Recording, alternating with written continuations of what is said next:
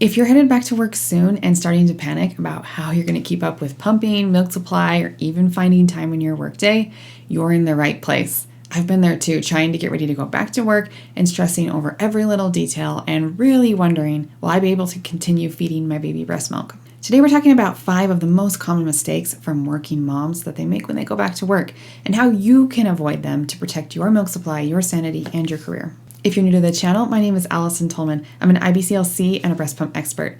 As a mom of 3 boys and a longtime pumping coach, I know exactly what it's like to be in your shoes as a breastfeeding working mom. But most importantly, in the last several years, I've worked closely with hundreds of working moms, and I've seen it all. Every little hurdle they've had to overcome, how they make pumping and breastfeeding work, and have been able to help so many of them find confidence, peace, and control in their breastfeeding journeys. If you're a pumping mom who wants calm confidence and control in your feeding journey, be sure to subscribe and check out newlittlelife.com for our current course offerings, including our back to work blueprint, which is where a lot of the information I'm going to share with you today comes from. Here are 5 really common mistakes that I've seen and how you can avoid them as you prepare to go back to work.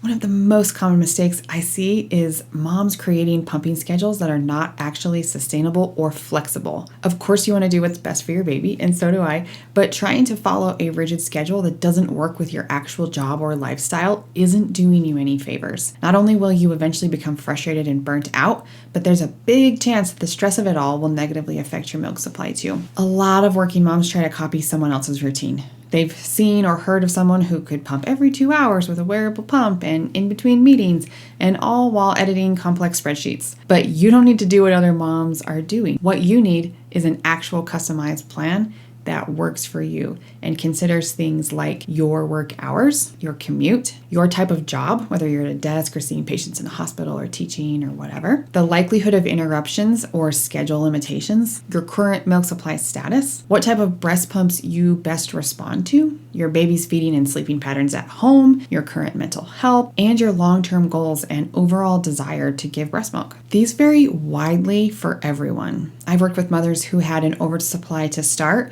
but frequently performed 4 to 8 hour surgeries throughout their workdays. Some who require a wearable pump based on the situation they were given, but also have low milk storage capacity and are needing to pump very often. Some with long commutes or no places to store pumped milk, a difficult baby at home, or really struggling with postpartum depression, anxiety, or sleep deprivation. Some with supportive partners, and others who are pretty much flying solo. A sustainable schedule is one that you can repeat daily without burnout. It's not about perfection, it's about consistency. Actually, in the Back to Work Blueprint course that I mentioned, I walk you through exactly how to build this based on your real life. But there are a few things you might want to consider as you start planning your pumping schedule. Does your baby still feed during the night? If so, make sure you include those ounces that your baby's getting in the night as you look at your whole pumping output. That could mean you need to pump a little bit less during the day. Again, it really just depends on what's happening at home. Are you able to pump at home before and after work? Some people can, some people can't, and that's going to affect your pumping schedule for the day. Can you shift or control your work schedule to create pockets of uninterrupted time for pumping? Sometimes you can, and sometimes you can't, right? And these are all aspects that need to go into creating a schedule that's adaptable for you.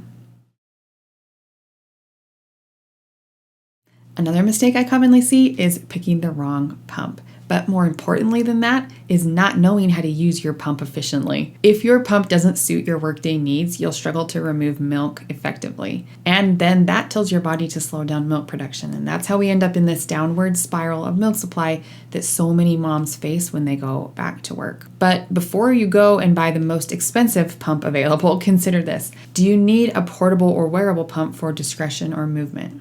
Is that 100% necessary for you? Or are you able to use a stationary, more traditional pump in a private space, such as an office or lactation room? Is your current pump efficient enough for full milk removal sessions? It's an important one. Do you have the right flange size, settings, and are you able to trigger multiple letdowns intentionally at each session? These are all things to consider, and if any of those, if you're like, I don't know, then we need to do a little bit of work there first. A poor pump setup can make for longer sessions, less effective milk removal, and it can be mentally exhausting. The only thing worse than a poor quality breast pump is the poor use of a good breast pump. Make sure you give yourself enough time to learn how to work your pump and how you best respond to a pump before going back to work. And I will die on this hill that no incredible pump can substitute for knowing how to use it efficiently. You really need to learn how to measure your breast to get the right flange size, how to best utilize your pump's different suction and vacuum modes,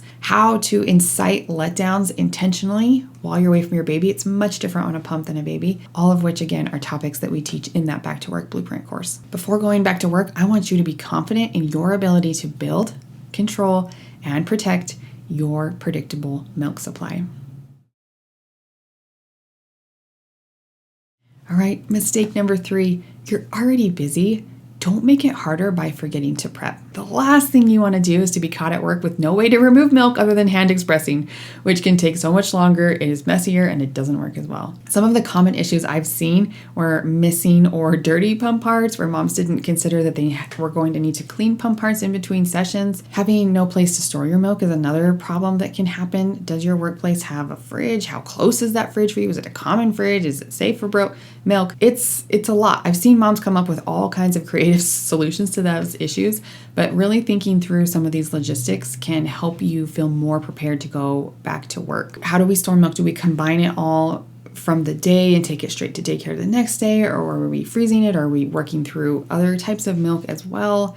There's a lot of logistics of going back to work. I think the biggest one that I see moms struggle with is cleaning pump parts. It is time consuming and annoying, and finding places to do that are really challenging. One pro tip that we like to share is that you have in your pumping bag ready to go every day are your pump parts already assembled, so you make sure that you have all the parts, right?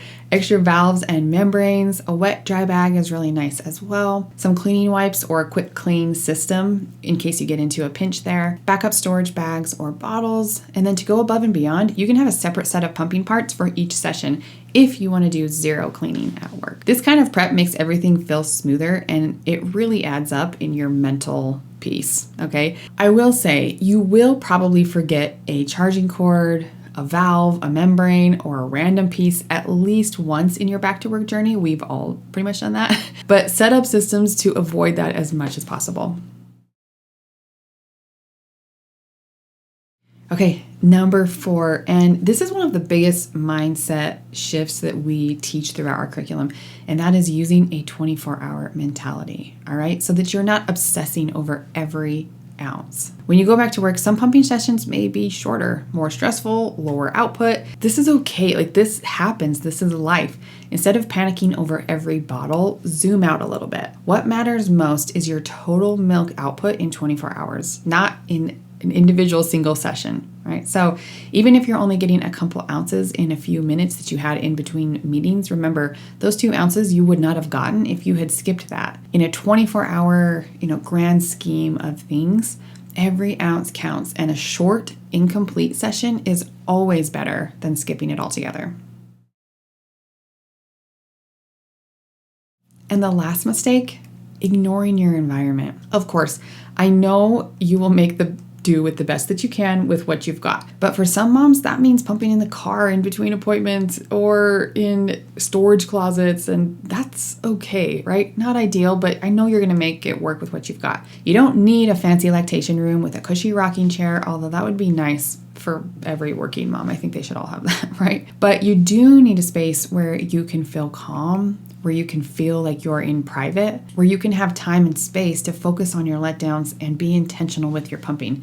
Even if you're in a storage closet or break room, little tweaks can make a big difference, like, bringing some photos, videos of your baby, using hands-free bras, finding things to do that you actually enjoy, kind of habit stacking on top of your pumping, taking your water, snacks, your chargers, like making it a little mini self-care session can also help. It's funny because I have worked with a lot of working moms over the last years very closely, and I just am having some of these images pop in my mind of moms that have really challenging work situations and are probably looking at that list going, that's a joke. Particularly physicians. I tend to attract a lot of healthcare workers, probably because I was a healthcare worker too. It's hard.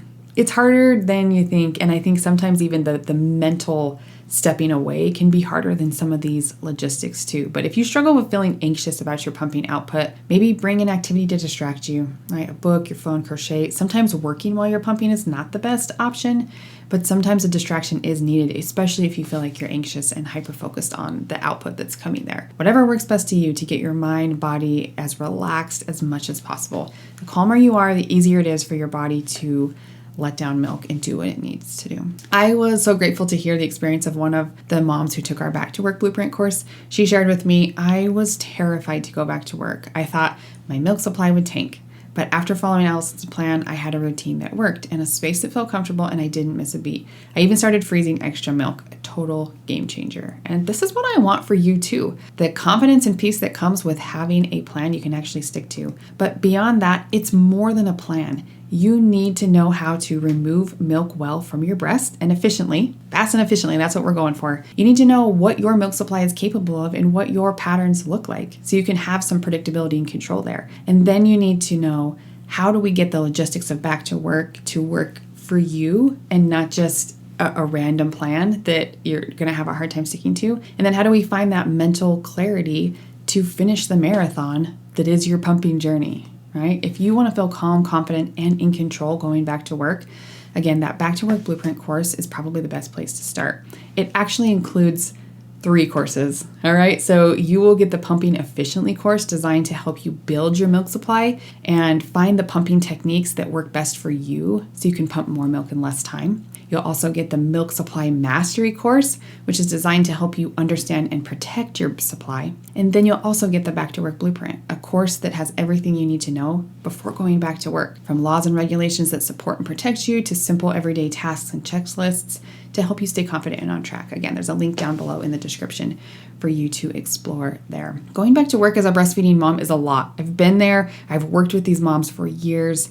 I know how overwhelming it can feel. But you're not alone, and you don't have to figure this out all alone. So if you've already returned to work, I'd love to hear in the comments below, what advice do you have for other moms who are preparing to take that step, or what struggles are you currently facing? I always love reading the comments, so make sure you let me know there. Thanks for watching. Good luck and happy pumping.